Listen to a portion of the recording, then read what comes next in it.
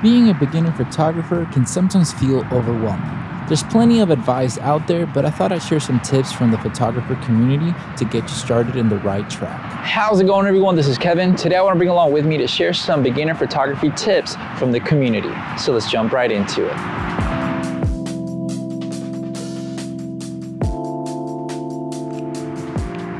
So today I felt like sharing some great tips that I asked you guys on Twitter with other fellow creators. I asked you guys, what is the tips that you wish you would have gotten when you started doing photography? And I want to share some of those with you guys if you're trying to become a photographer and see if it'll help you out in the long run. So I'm going to share my tip that I think helped me out the most later on once I figured it out on my own. And that way, then I'll transition into the tips that other people in the community on Twitter shared for me to share with you guys. And the best advice for me is don't obsess on getting the best gear right away.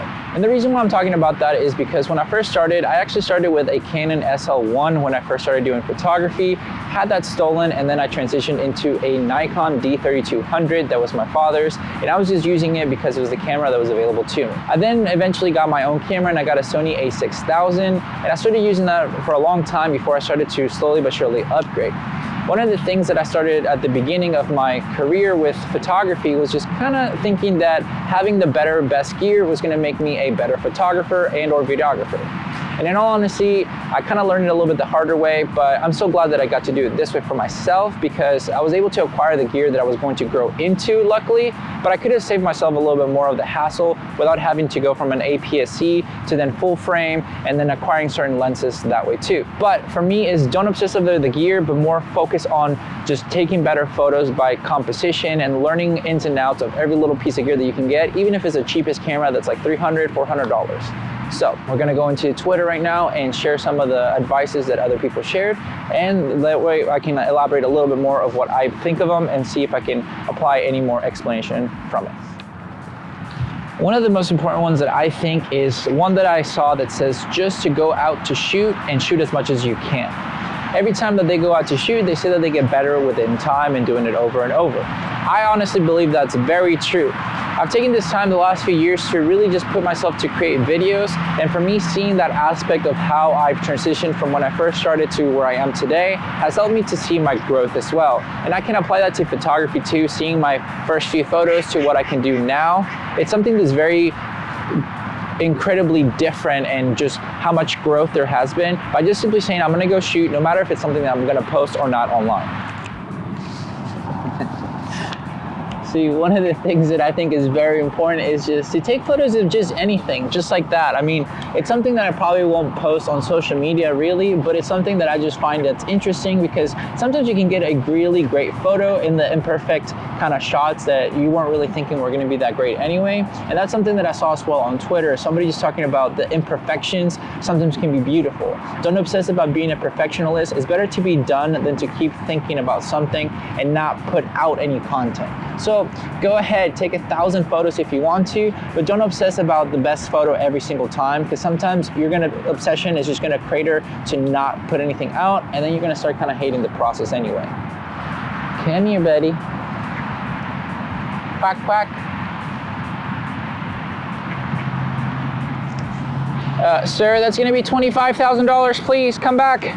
Which that leads into a point that it's a love and hate relationship for most photographers and content creators. Shooting for free. Shooting for free is something that even myself, it's a love and hate relationship when it comes down to it, because it is setting an expectation to a lot of people that you're gonna do it for free every time as you're building your portfolio and your skills. But it also is a good thing to obviously dive into learning more. So that's why it's a love and hate relationship, because you don't want to have it where you're only doing free projects to just get better at something when people are just going to be assuming you're going to be doing it for free. It is good to start doing something for free just to get more experience out of it so that you learn how to get better at it. But once you feel confident, don't be shy to say, no, I won't do this for free. I'll do it for a certain price point that people start feeling comfortable. And how I view it is that if you're charging too much or too little, you'll know very fast. Because if somebody says yes straight away, when you give them a certain price point, you might be charging too little. If people are never hiring you for whatever reason, it's because you might be charging too much. If you get a little bit more of that wiggle room where they start kind of, negotiating a little bit more with you, you're kind of more in the price point where people are really feeling generous and, feeling like they're getting their bang out of the buck. So don't be afraid to do things for free, but also don't devalue yourself, because at the end of the day, as beginners, it's still worth your time and you're doing something productive that they're benefiting out of it. Whether if they give you 20 bucks versus zero, it's still pretty great. But if it's a project that you truly love and you want to learn how to do more of it, go ahead and do it for free. That's something that I've done plenty myself, as well as, charging less for certain projects just because I want to do something in that aspect of content that I want to create. One thing that comes down with the territory about doing things for free, it's also networking. Whenever you're able to network as much as possible with other content creators, photographers, or businesses, that you can kind of get your foot in the door by maybe doing something for free, whether it's like shadowing a photographer at a wedding or shadowing a photographer that does maybe product photography, you can help them out, or any video types of things, or offering a business your service in exchange to eventually be able to, refer you to other clients or anything like that they know, because they're a business. They're gonna have, different types of people that they have to deal with. Networking is something very important. Don't be shy to kind of get into the groove of meeting other people and being friends with people, even online, wherever you can kind of bounce off each other's ideas and just get better that way. Be honest with your critique in that aspect. If you're networking with other photographers, don't just give them the typical like cool tones bro, or phenomenal photo, or cool shot. Give them constructive criticism that they'll take kindly and be able to evolve, rather than just be rude about it or anything like that. To me, I've always wished more people would have told me the honest opinion of a photo so that I could learn to become better, rather than kind of just start noticing myself as I got better to see what it looked like and been like, man, that was trash. I wish somebody would have told me, so I could have not been in that, high horse as most beginners tend to go, where we think everything is phenomenal, so we think we're good already, but to actually be like, hey, I'm in the learning process where I can learn to become better.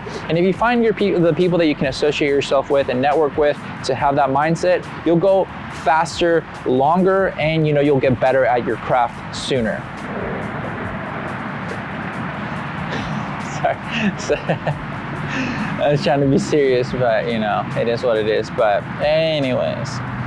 And lastly, the final tip that I'll share that I was able to see that I thought was really great is just focus on the gear that you have available to you already, because any camera is better than no camera. Let me dive into a little bit more explanation into that, because I think that's something very important to go further. Work the angles, baby. Work the angles. Thank you. For example, it's great to have a phone or an actual camera or whatever you can find, maybe a point and shoot camera that you found that was like 20 years old or some sort of thing, or maybe a digital point and shoot camera or film or anything. A camera is better to have than nothing at all. Whenever I don't feel like bringing my gear, I've taken videos and photos with my phone lately that I really probably wouldn't have done it before, for the high kind of like mentality that you think that it's not going to be a good photo because it's not a professional camera. And to be honest, that mentality will kind of hinder your growth, because you're focusing on the wrong thing.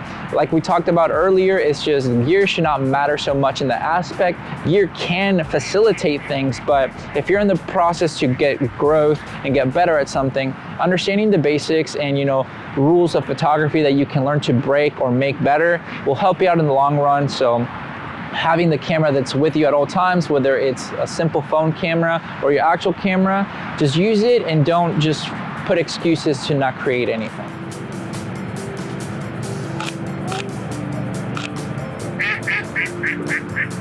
But those are all the tips that I was able to share from other people in the community that really I think will help you out to become a better beginner photographer, so that you can start leveling up. A lot of the times we tend to obsess with so many things because we see the biggest and best creators have all this fancy gear, but we have to remind ourselves that they started from where you're at right now. Even myself, I'm not so much in the professional realm just yet where I want to be, but I have progressed so much from where I was at the beginning. Even looking back at my earlier videos, I've seen that growth, and it's something proud to see myself. And it's something that I think is very beneficial to share these, tips for you guys from the community, because that's what this is supposed to be. a nice and fair community to just help each other grow, to make sure people are enjoying, photography, videography, whether they want to be professional or they want to do it for a hobby. That's something that I think is really cool, that the community comes together to share some great advice to jumpstart on the right way to become a better photographer. So hopefully the tips will help you out, and go out to create. Make sure you share some of your work with other creators and or myself. Always on Instagram, I'm there, or Twitter, to come say hello so I can, get more input on your guys' work as well, to see how you're progressing. But with all that said and done, guys, thank you so much for watching this video. Make sure to like and subscribe to this video with a friend. I'll catch you guys in the next one. See you.